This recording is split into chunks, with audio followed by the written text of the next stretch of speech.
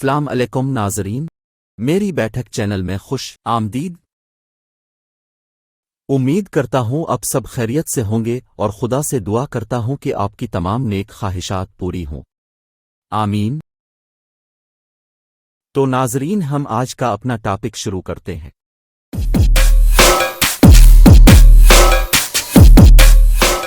بادشاہ کا مزاج اچھا تھا۔ وہ نوجوان وزیر کی طرف متوجہ ہوا اور مسکراتے ہوئے پوچھا، تمہاری زندگی کی سب سے بڑی خواہش کیا ہے؟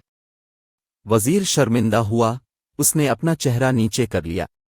بادشاہ نے ہنستے ہوئے کہا، فکر نہ کرو، مجھے اپنی زندگی کی سب سے بڑی خواہش بتاؤ۔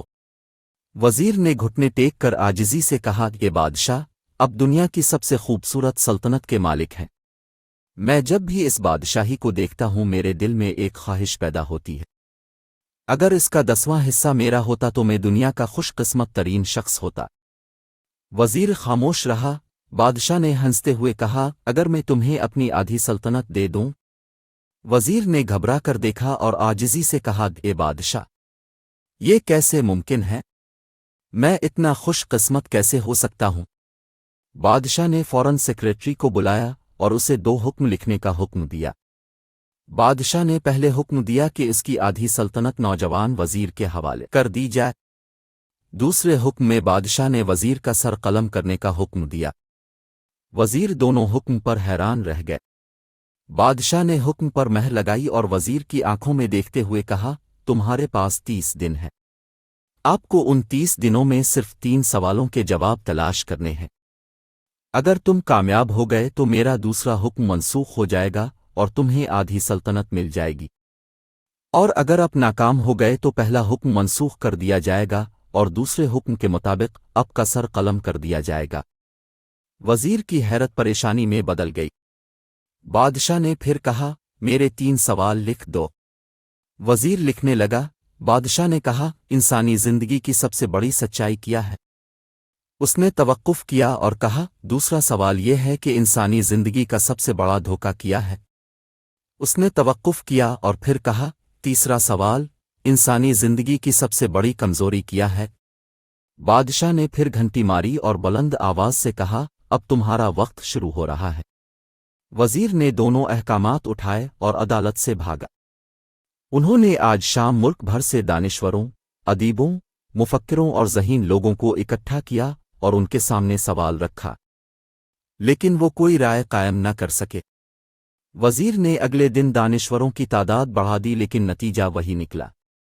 وہ آنے والے دنوں میں لوگوں کی تعداد میں اضافہ کرتا رہا لیکن اسے کوئی تسلی بخش جواب نہ مل سکا جب تک کہ وہ مایوسی کے عالم میں دارالحکومت سے باہر نہ چلا گیا۔ اس نے پورے ملک میں سوال اٹھایا لیکن تسلی بخش جواب نہ مل سکا۔ وہ شہر سے شہر اور گاؤں گاؤں پھرتا رہا۔ شاہی لباس پھٹا ہوا تھا، پگڑی ڈھیلی کر کے گلے میں لٹکا دی گئی تھی، اس کے جوتے پھٹے ہوئے تھے اور اس کے پاؤں میں چھالے پڑ گئے تھے۔ یہاں تک کہ بیٹنگ کا آخری دن آ گیا۔ اسے اگلے روز عدالت میں پیش ہونا تھا۔ وزیر کو یقین تھا کہ یہ اس کی زندگی کا آخری دن ہے۔ کل اس کی گردن کاٹ دی جائے گی اور اس کی لاش شہر کے مرکزی پل پر لٹکا دی جائے گی۔ وہ مایوسی کے عالم میں دارالحکومت کی کچی آبادیوں میں پہنچا۔ آبادی کے سرے پر بھکاریوں کی جھونپڑی تھی۔ وہ گر کر اس جھونپڑی تک پہنچ گیا۔ فقیر پانی میں ڈبو کر سوکھی روٹی کھا رہا تھا۔ اسی وقت دودھ کا پیالہ تھا اور بھکاری کا کتا دودھ پی رہا تھا۔ بھکاری نے وزیر کی حالت دیکھی، ہنسے اور بولے، جناب، آپ صحیح جگہ پر ہیں۔ میرے پاس آپ کے 3 سوالوں کے جواب ہیں۔ وزیر نے حیرت سے اس کی طرف دیکھا اور پوچھا، تم نے کیسے اندازہ لگایا کہ میں کون ہوں اور میرا مسئلہ کیا ہے؟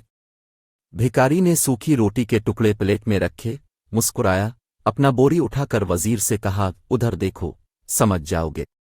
وزیر نے نیچے دیکھا۔ بوری کے نیچے ایک شاہی چادر تھی۔ یہ وہ لباس تھا جو بادشاہ اپنے قریبی وزراء کو تحفے میں دیتا تھا۔ فقیر نے کہا، میں اس سلطنت کا وزیر بھی تھا۔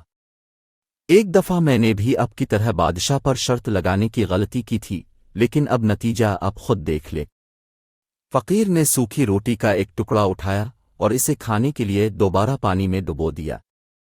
وزیر نے افسردگی سے پوچھا، کیا آپ کو بھی جواب نہیں ملا؟ فقیر نے ہنس کر جواب دیا، میرا معاملہ اب سے مختلف تھا۔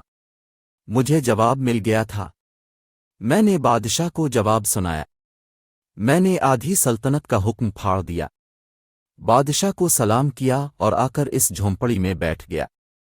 میں اور میرا کتا دونوں مطمئن زندگی گزار رہے ہیں۔ وزیر کو حیرت ہوئی، لیکن یہ سابق وزیر کی حماقت کا تجزیہ کرنے کا وقت نہیں تھا، اس کا جواب تلاش کرنے کا وقت تھا۔ تو وزیر اینکر پرسن بننے کے بجائے بھگوڑا ہو گیا اور بھکاری سے پوچھا، کیا تم میرے سوالوں کے جواب دے سکتے ہو؟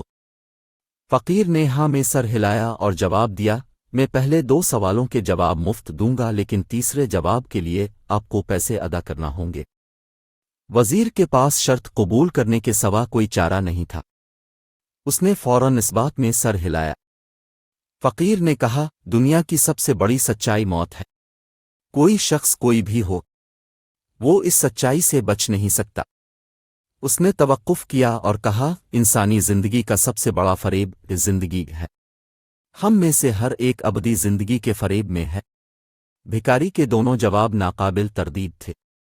وزیر عقیدت مند ہو گئے۔ اب اس نے تیسرے جواب کے لیے بھکاری سے شرط مانگی۔ فقیر نے ہنستے ہوئے کتے کے سامنے سے دودھ کا پیالہ اٹھایا اور وزیر کو دیا اور کہا، میں تیسرے سوال کا جواب اس وقت تک نہیں دوں گا جب تک تم یہ دودھ نہ پیو۔ وزیر کے ماتھے سے پسینہ ٹپک پڑا۔ اس نے بیزاری سے پیالہ زمین پر رکھ دیا اور وہ کسی قیمت پر کتے کا بچا ہوا دودھ نہیں پینا چاہتا تھا۔ بھکاری نے کندھے اچکا کر کہا، ٹھیک ہے، اب تمہارے پاس 2 راستے ہیں۔ تم انکار کر دو اور شاہی جلاد کل تمہارا سر اتار دے گا، یا تم یہ آدھا پیالہ دودھ پیو گے اور تمہاری جان بچ جائے گی اور تم آدھی سلطنت کے مالک بھی بن جاؤ گے۔ لیکن فیصلہ بہرحال اب پر ہے۔ وزیر مخمسے میں تھا۔ ایک طرف اس کی جان اور آدھی سلطنت تھی اور دوسری طرف کتے کا بچا ہوا دودھ تھا۔ وہ اس وقت تک سوچتا رہا جب تک جان و مال جیت نہ گیا اور عزت نفس ختم ہو گئی۔ وزیر نے پیالہ اٹھایا اور ایک گھونٹ میں دودھ پیا۔ فقیر نے ہنس کر کہا، بیٹا، انسان کی سب سے بڑی کمزوری خواہش ہے جو اسے کتے کا بچا ہوا دودھ بھی پینے پر مجبور کرتی ہے۔ یہ وہ سچ ہے جس نے مجھے بادشاہی کا حکم پھاڑ کر اس جھونپڑی میں بیٹھا دیا۔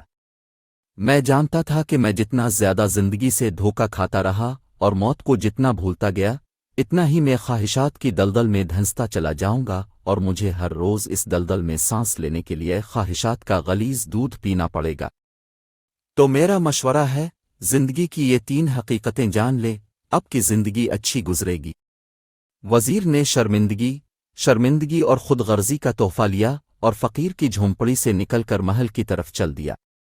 جو وہ محل کے قریب پہنچ رہا تھا، اس کی شرمندگی بڑھتی جا رہی تھی، اس کے اندر ذلت کا احساس بڑھتا جا رہا تھا اور وہ اس احساس کے ساتھ محل کے دروازے پر پہنچ گیا۔ اس کے سینے میں خوفناک درد پیدا ہوا، وہ گھوڑے سے گرا، ایک لمبی ہچکی لی اور اس کی روح پرواز کر گئی۔ اگر آپ کو یہ متاثر کن کہانی پسند ہے تو براہ کرم نیچے کمنٹس باکس میں اپنی دلچسپی دکھائیں۔ اس متاثر کن اور حوصلہ افزا کہانی کو اپنے دوستوں، پیروکاروں کے ساتھ بھی شیئر کریں۔